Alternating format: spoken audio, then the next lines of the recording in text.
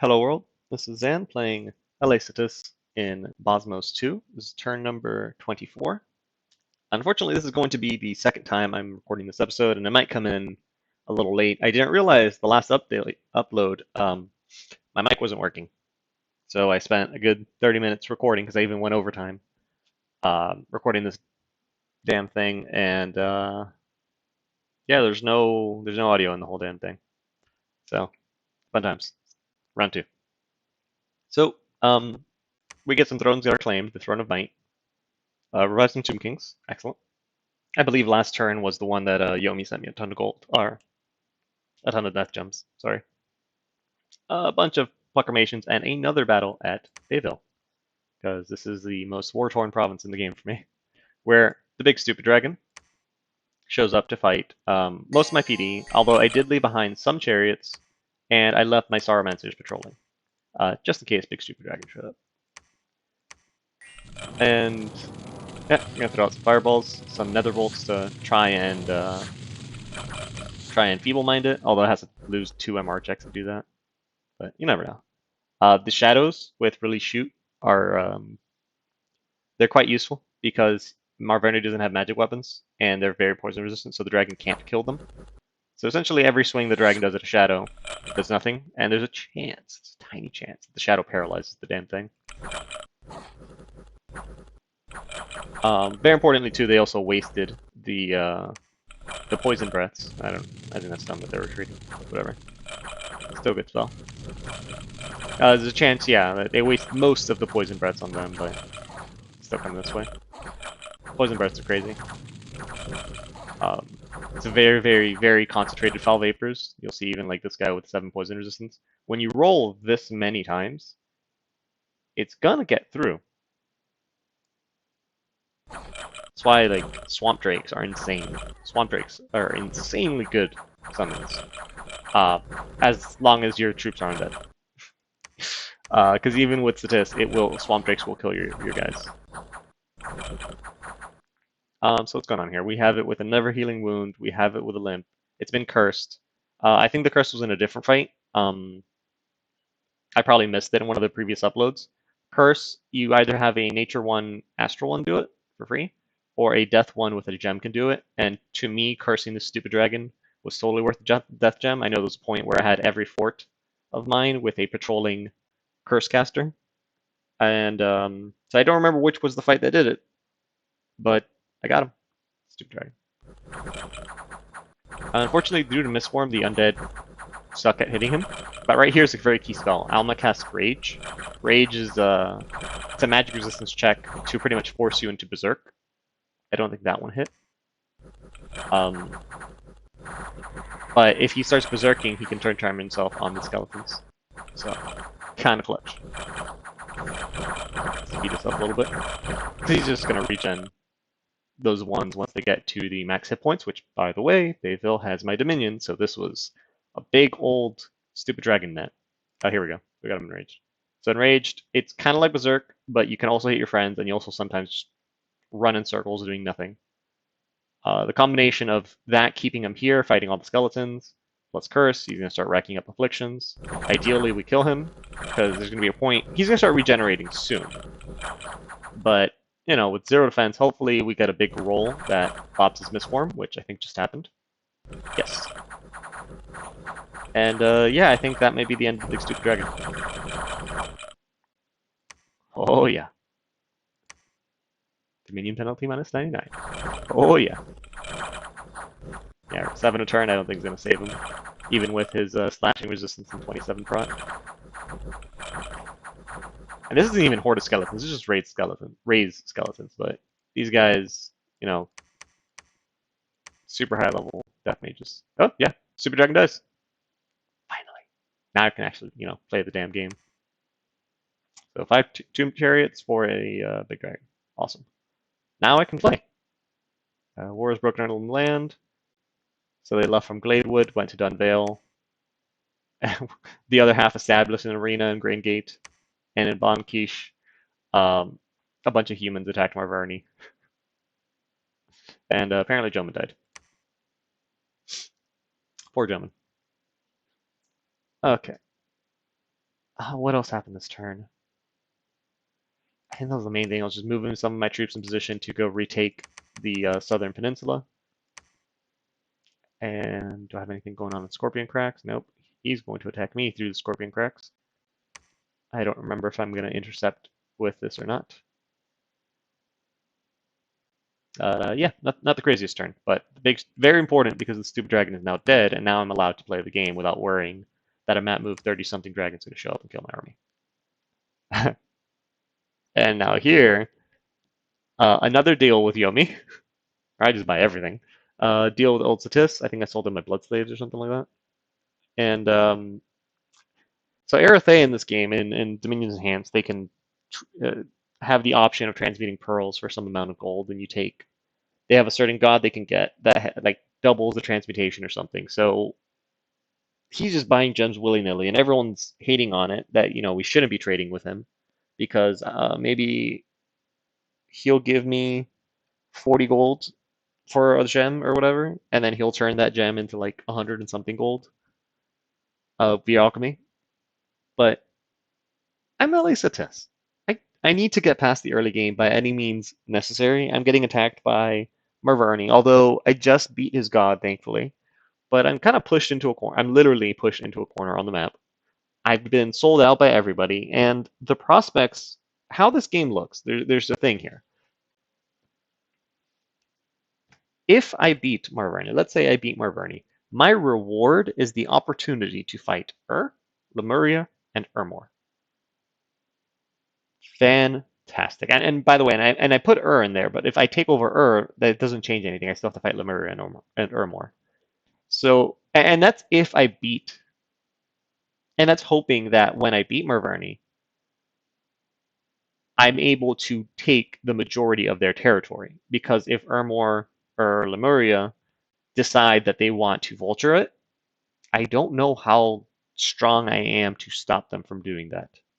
So if I beat Marverni, it has to be decisively, such that I can take all of the damn territory for myself and not just be somebody else's dessert, you know? So for me, yeah, I got to make this deal with the devil and get gold to build up my infrastructure, to be able to use all these death gems, to turn my fire gems into more death gems and get more chariots. Because so far to me, there's a lot of answers that, yeah, I have this amazing mage, but there's a lot of answers that are just shaped like a chariot. And sending more chariots is a very legitimate solution. So, okay, so I didn't have an army to stop him from attacking me from Scorpion Cracks, but I have a big, giant Dune Lizard, which, by the way, I mentioned this last time. The book has arrived. I know some of you were asking me to go read Dune. I have the book. It is here. I haven't started reading it. Sorry about that. But I got it, and I'll start soon. So, back to the point. We have a giant pretender who can magic phase, and so I magic phase on his army. And I ask, you want these boars to trample? I will show you how to trample. Astral shield, so the boars just stop. The ones that get through all just can't, because they have like 4 MR. 5. Yeah. Okay, and just trample away.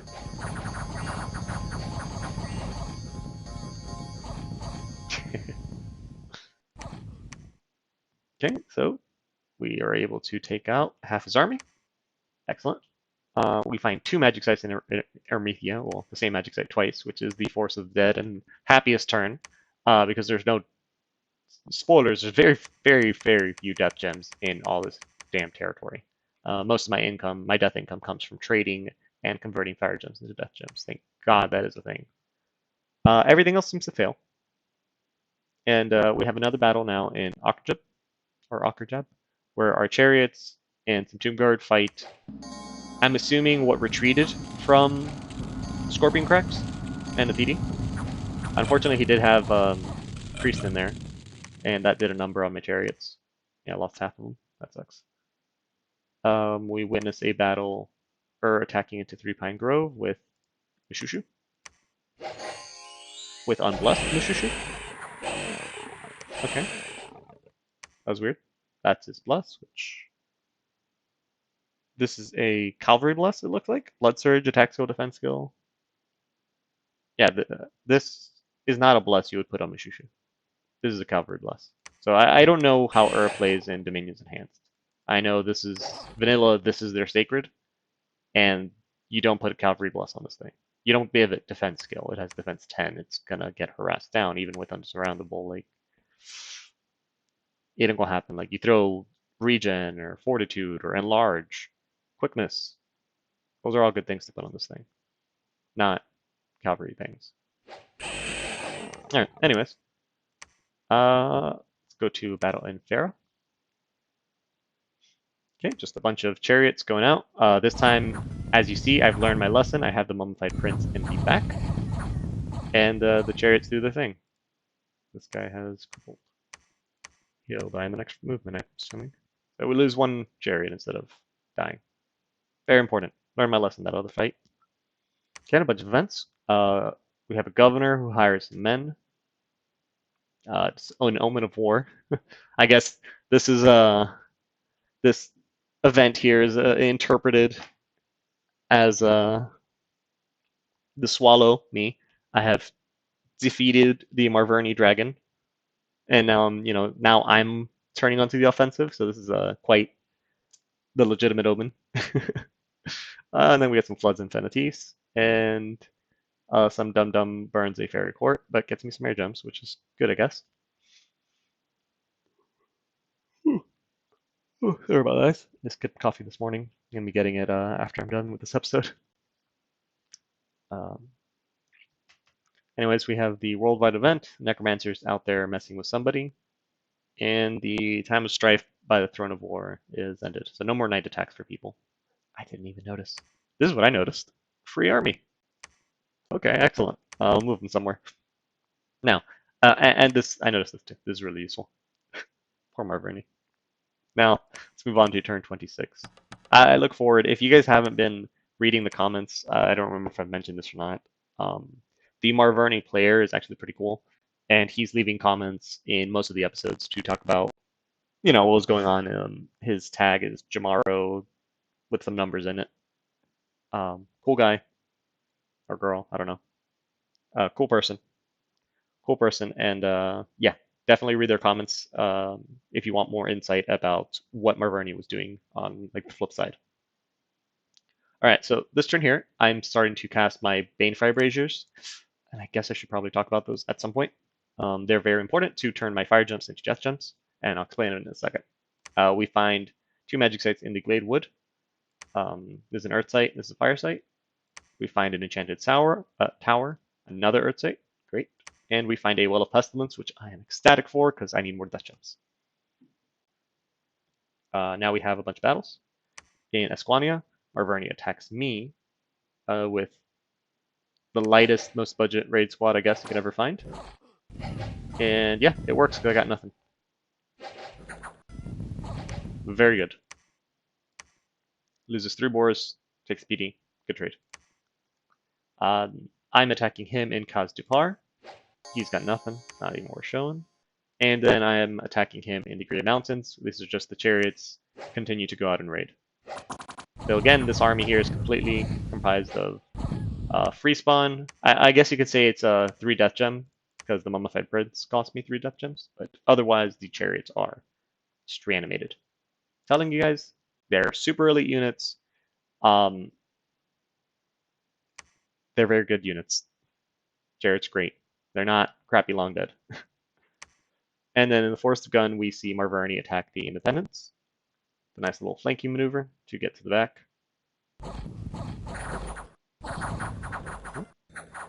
Yeah. So the Knights rush in.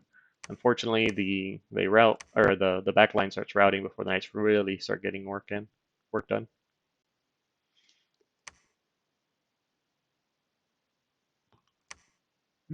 Not so lucky, are you, huh? Crap ton of death gems and 1 fire gem. And some gold. Excellent. So again here, we've got a bunch of our Tomb Kings. We're at, what is it? Am I at Dom 6? Dom 6. 1, 2, 3, 4, 5, 6, 7, 8. So that means I'm at 16 chariots per turn. Once I get another temple, that's going to go up significantly. I guess 1 chariot extra per Tomb King. And soon I'll be setting up the logistics chain that moves from Nucitus to Bayville every turn. And eventually that's going to expand to wherever I'm fighting a war. This is the Grey Mountain, so this is where I'm raiding through. Fortunately now it's kind of like, do I go into a fort, do I go into a fort, or do I go onto a non-fort that might get checked by this army? So it's a rough position, but I think I've got enough chariots here in this army to go and going about. I don't go keep raiding somewhere else. I don't know if that's what I end up doing or not. And then down here, I'm just chasing down the remnants of Marverni and Esquania. Here, I just finished claiming the throne, which again gets me gnomes, and I'm pretty sure I've talked about these already, about how awesome and good they are, so I'm not going to do that again. And I'm just leaving Balin there as kind of a deterrent, because without the dragon, I don't know how Marverni is going to kill Balin. So this just he's kind of there to force Marverni and I to just fight through Bayville, or I guess this little entrance with the bridge, but really it's fight through Bayville. And then okay, so now to talk about the Bane Fabriziers. So this is a spell and Dominion's Enhance for LA Status. Essentially, you create a site that increases, or you create this site, gives you 1 death gem, 1 fire gem per turn, increases heat, increases death, lets you recruit Keepers of the Tombs, which again, they're normally cap only. The spell costs or requires fire 1 death 1 to cast, so these guys can all cast it. So you ideally want one of these in every one of your forts to cast it. And the increased heat is important if you're fighting into cold nations, like Marverni for whatever reason is, like Lemuria, like Ermor. The heat is important if you are able to take a fort, but it still has cold 3. It can swap it over much quicker. The death sucks, or whoops, the death sucks. It'll take you, but if you have growth 3, it will take you from growth 3 to growth 0, sometimes death 1 for maybe 1 or 2 turns. It's not horrible. You're not losing population, but you're also not gaining population. Now, the whole trade-off on this is it costs 3 fire gems to start it up, and when those 3 fire gems will get you 1 turn. Every additional fire gem will get you 1 more turn. So essentially, it's like if I cast it for 3 fire gems, I'm going to get back 1 death gem, 1 fire gem. If I cast it for 10 fire gems, I'm going to get 7 turns of the damn thing being up. Or is it 8 turns? I can never remember. And essentially, I'm going to turn 10 fire gems into 7 fire gems and 7 death gems. Or 8 of each. I can't remember. There's a complicated math on how the system works, but all in all, you're turning fire gems into death gems. And the longer it lasts, the more the more percentage-based profit you're getting, but obviously the riskier it is because you don't want to lose the province. You might not have, like if I could just go to this province right now and cast Bane Fabriziers for 80 fire gems, it's that site's always going to be there, but what if I ever lose it, And to cast it, it needs to be cast in a temple lab province. Without a temple lab, it does nothing. And then usually if you have a temple lab, you probably want to fort that province. So it is expensive. But as you see here, it's getting me an extra 6 gems per turn, of which, most of it's upkeep, but 3 death gems per turn that I wouldn't otherwise have. So now I'm at 10 per turn. Whereas, everything else is still kind of lagging. Except fire gems. Thank God fire gems are up. I underestimated how many fire gems this nation needs to be doing these Bane Fabriziers. All right, let's hop over to turn 27. So turn 27, more golds from Erythea. Telling you, I just start selling them everything I can because I need that gold to drop these temple lab forts to cast Bane Fabriziers or recruit expensive Sarmenters. We witness a battle in Sodworth as Yis attacks Lemuria. I think we've seen this exact battle already. And yeah, ghosts don't do well against the fire breath of the horses. Wow, one of them ran away. Yikes. In Vongar, we have my chariots kind of move up, and they're just going to fight PD. Easy peasy. Good losses. Okay. Marverni attacks me in the Blightlands, but I think I have, yeah. I think I had some troops that just ended up here, and I never picked them up, and they ended up, yeah. I had these guys, they were just there. I never put them, I don't remember how they got there, but hey, they worked out. And then I attack him now in Esquania as I chase him through the wastelands. And yeah, that's dead. Nothing super fancy here. Let's see. Barbarian Scouts in Sofecti, I'm going to get attacked. Demons and Akhrajeb, beautiful. Children disappearing in the night, and a handful of Archgems. And the Necromancer does his thing. Yeah, so very deadly disease in Akhrajeb. So now what happened there is there's a bunch of disease demons in stealth, or fiends or whatever in stealth, just here, and I have to patrol them out eventually, but it's going to take a minute for me to afford to send something to actually do that. Over here, I have a scout now. Yeah, recruited some scouts, so I can start building a temple and fort this up and start getting gnomes. Gnomes are great. Always build gnomes. And it doesn't look like I moved out from Bayville this turn, but I started the beginning of my logistics change where I brought in this Tesh Seth guy, and I sent over Muduksa to Nistis. And that's going to be the beginning of what my logistics change will look like, where I'm going to have like this guy come in, drop all your chariots, go back, you pick up all the chariots, go over here. And then every turn, I'm going to be shuffling chariots over to Bayville. And this is important because if I were to move these guys over, assuming, okay, I don't know why, oh, because you got slow bridges. So if I move all these guys over, this turn that they spent moving is a turn they didn't spend making chariots. So by moving them over, I'm essentially killing however many chariots they would have made. So I never want to move them. Once you have a reanimator guy, he must never move. You must have everything. The world moves around them. So this seemed like just kind of chill turn. Let's move on to turn 28. There was a point around here. I went on vacation again, and my friend Toldy took over, and he did some of these turns, but I can't remember which one of those turns one was. So thank you, Toldy, for helping me. I don't know if it's in the future, in the past, or if it's this turn right here. But yeah, thanks for your help. Because this game, for the viewers, there's no extensions. Since there's so many players, they pretty much said there are no extensions allowed. So you have 24 hours to do your turn. You better be there. Okay, we attack the silver wall. You're going to see battles like this a lot. Chariot go burr. Yep. And like I said in a previous episode, I tend to raid a lot. If your provinces border me and it doesn't have a fort on it, I'm probably going to be attacking it. More good events. I swear I have Misfortune 3. Every turn is just... It's 2 bad events and then Earth Gems. Every turn. And I think these are the gems I'm selling to Arethea, the Earth Gems. Okay, unfortunately they discover my scouts, my poisoner. That sucks.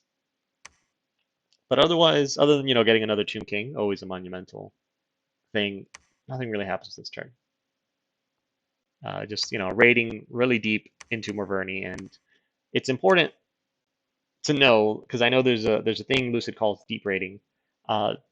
Although this is, territorially far, it's not considered deep raiding because I'm actually able to trace income back pretty easily. Deep raiding would be if I'm attacking back here, and there's no purpose for me doing it other than denying him income.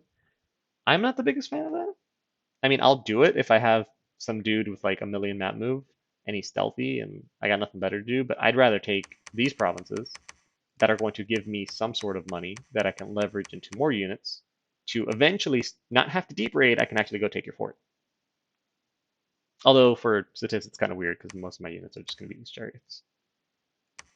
See, and now have Muduksa is in Bayville, and Tesh, Seth, whatever, is in New Satis again. And again, we're going to load him up. A bunch of chariots, send him that way. Muduksa, going to drop his chariots and head back in there. And we now have that extra temple, which is why now my reanimators, instead of 2 chariots per turn, they're going to start doing 3 chariots per turn, which is clutch. That's kind of the big tipping point in this Marverni war. I mean, him losing his dragon and that The big battle at Bayville is kind of big. But if you notice, I still can't really push into his armies. But now, with that many chariots, oh yes, I can. All right, let's do turn 29, and this will be the last turn for the episode. Okay, a bunch of people claiming thrones. Me getting some more tomb princes because I want to do some more raiding like that. Uh, we have battle in the Broken Land. Again, chariots on PD. Chariots on PD. Okay, we have battle in Jabal Kish. I guess he just got his. He probably got this army the same way I did with the governor event, and he's just like moving into my anti-PD. Okay, Lemuria tries to retake Sawdorth, and he's going to succeed. And in Akrajeb, now we get a magic site. It's a demon gate, and we get some magic beings in Dunvale. We get attacked by a crap ton of Fiends of Darkness. This is shenanigans. Unfortunately for them, if I remember correctly, I do have an army here. Because I was trying to patrol this out. The Fiends of Darkness, normally terrifying. They are exactly what Falchineers want to fight. I mean, they're not low protection, but middling protection units that like getting stabbed by two Falchions per turn. So that many Fiends of Darkness is normally terrifying, but due to the formation I had these guys in with Tomb Chariots, it actually wasn't even that bad. I lost a Hierodule, 3 Chariots, and 3 Falchineers, which is good. I want all of my living units to die because they cost upkeep, and Chariots don't cost upkeep, so I want more Chariots. But yeah, 24 Fiends of Darkness is actually kind of spooky. I'm glad the fight went the way it did. And yeah, unfortunately, that still didn't kill the sneaky bastard that's diseasing me. And now we have Bogarus died. Bogarus, as spoilers, I know from watching some of the Chaco series from Distant Horizon, Bogarus was down here somewhere, and he and Fascia, who's over here somewhere, are directly the architects of Bogarus's demise. So if I zoom out a bit to what's going on in the world, I can tell you, I know nothing of anything anywhere, but if I remember correctly, alarm bells are starting to go off about Lucid, who I swear I ended the game, I don't know where his cap was, but most of the water was his in a bunch of the planets because he got some choke points. So I know alarm bells are starting to get thrown around. Maybe too soon, maybe now, maybe later. Where he's playing new relay because this is Bozmos2, not Bozmos1. But again, right now for me, I see this war with Marverni as such a existential thing. Like I need to win this, and I need to win this completely. Because if I don't, my position in this world doesn't change, and I just get run over by Lemuria or Ormor. So I need to very, very much take all of this from Marverni, every single part of it. And that will make me a player in this game, where I can turn around and fight Lemuria or Ormor, whoever the heck. And it's also going to suck because fighting Irma and Lemuria means I'm not going to get any income from any of their territory. One more thing. At this point, we see that has died. And in their fit of rage, they also broke down their lab and fort. So this is just an empty province, and Lemuria is trying to recolonize it now because obviously it's going to have a lot of population. I don't know if he should have built a temple there. I think he probably should have left it in enemy dominion better to get the income. But yeah, or just suicided. I guess that's what we saw with the Mishushu. He was suiciding them into Marverni. Because how dare Marverni not attack Lemuria through provinces that you asked them not to take? Yeah, it doesn't make sense to me either. But hey, that's one less person I have to deal with later. Although now that's a much significantly stronger Lemuria, who luckily for me is dealing with Fascia and Geese. And okay, that'll be, I guess, turn 29. I'm going to, so it's 11:37 a.m. right now. I'm going to try and save this and upload it for you guys by 12. It's going to come in late, probably. Sorry about that, guys. See you guys next time.